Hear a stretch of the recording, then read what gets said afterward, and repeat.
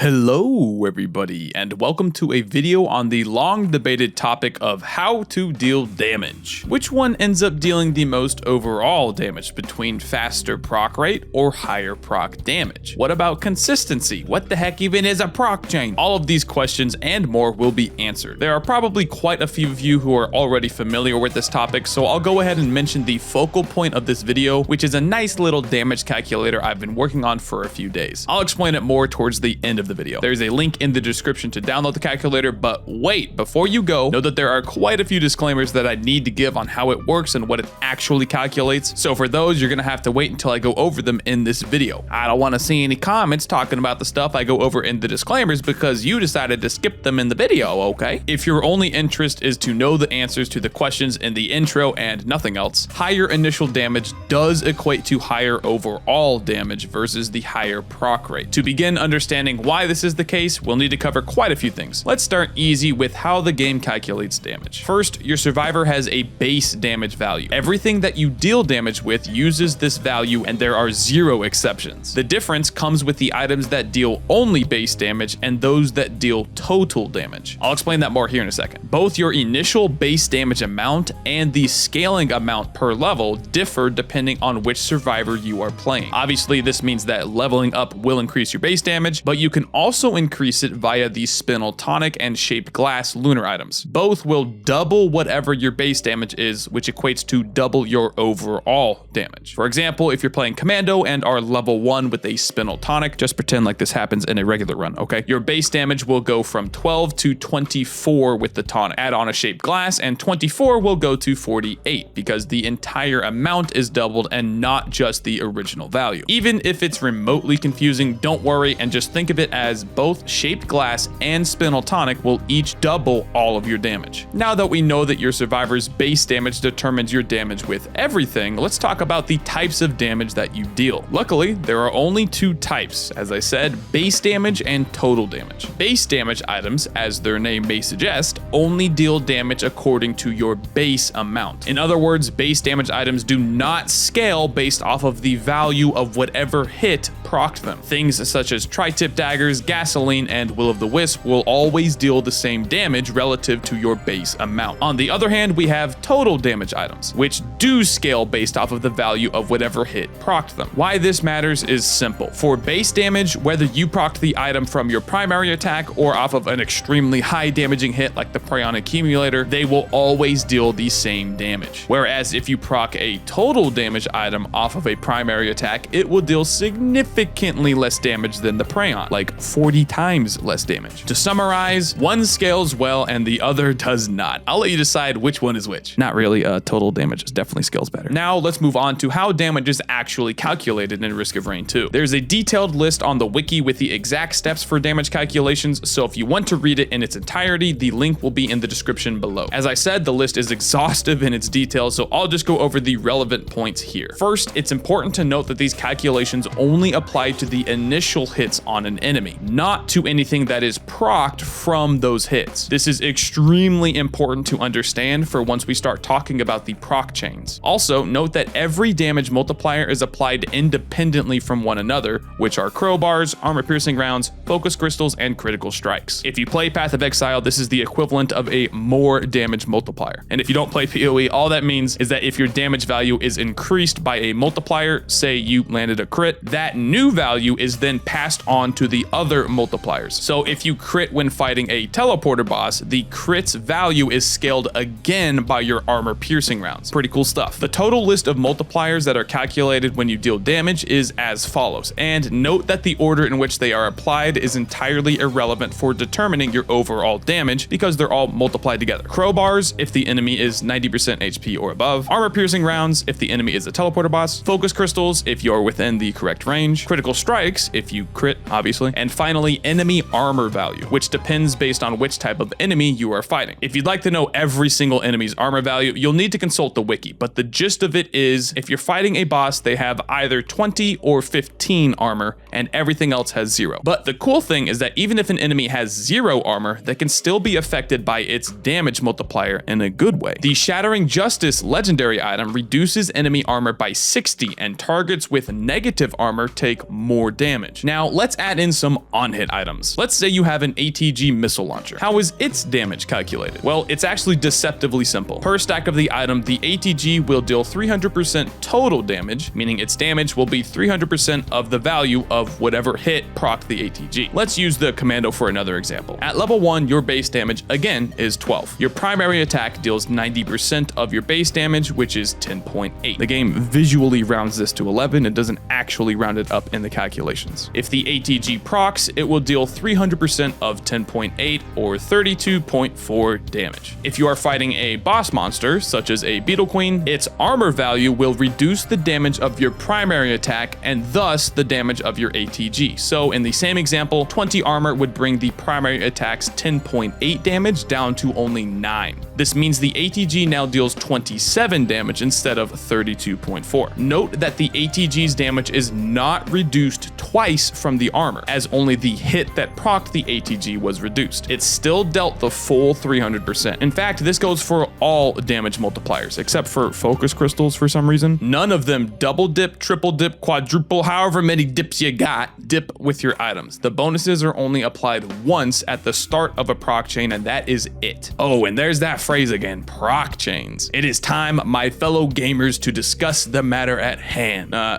Actually, not quite yet. I'll do this really quick, don't worry. The final thing to understand before we can finally talk about proc chains and dealing overall damage is how procs work in the first place. I've already covered their damage calculations, but how do they, actually occur? Each item and ability in Risk of Rain 2 has what's called a proc coefficient. This is a value that determines essentially how effective procs are from that specific item or ability. There's a full list again on the wiki if you want all the details, but the summary is this. Proc coefficient goes from 0 to 1.0. The lower the number, the less effective that something is with procs. If something's proc coefficient is exactly 0, it will never proc another item or effect. And on the flip side, if its coefficient is 1.0, this does not equate to always proccing stuff, but rather proccing them at their usual rate. For a quick example again, an ability or attack with a 1.0 proc coefficient will proc an ATG at its usual 10% rate, while something with a 0.5 coefficient will only proc it 5% of the time. Another important note on proc coefficient is that yes, your items also have a coefficient, meaning items with an above 0 coefficient can proc other items. This finally is where we get to proc chains. The definition of a proc chain is simply a scenario where multiple proc effects occur from a single instance. The instance can be an ability, an item, or whatever. As long as it has proc coefficient, it can proc other stuff and start a chain. The only rule is that an item cannot occur in the same chain more than once. If you have an ATG which procs a ukulele, that ukulele cannot proc another ATG despite the ukulele having a proc coefficient of 0.2 because the ATG has already occurred in that chain. I could keep going here with tons more hypothetical examples of proc chains and when this happens versus that, but here's where I'll just show you the calculator I created instead. There's a link in the description for a view-only version, which you can then download and start modifying yourself. Pay attention to the cells with a green background. These are the ones whose values you modify. Do not touch anything with a red background. Also, read the README for a short explanation of what's going on. This is by no means a complete DPS calculator. There are many things left out of it, such as base damage items, crowbars, focus crystals, other survivors, commando mains rise up. But for the most part, it will give you an accurate representation of the damage you can expect with the scenario that you create. Trust me, I know tons of stuff is missing, like factoring in multiple uses you get with equipment with fuel cells. So believe me, if you're gonna mention something that's not quite right or not even there in the first place,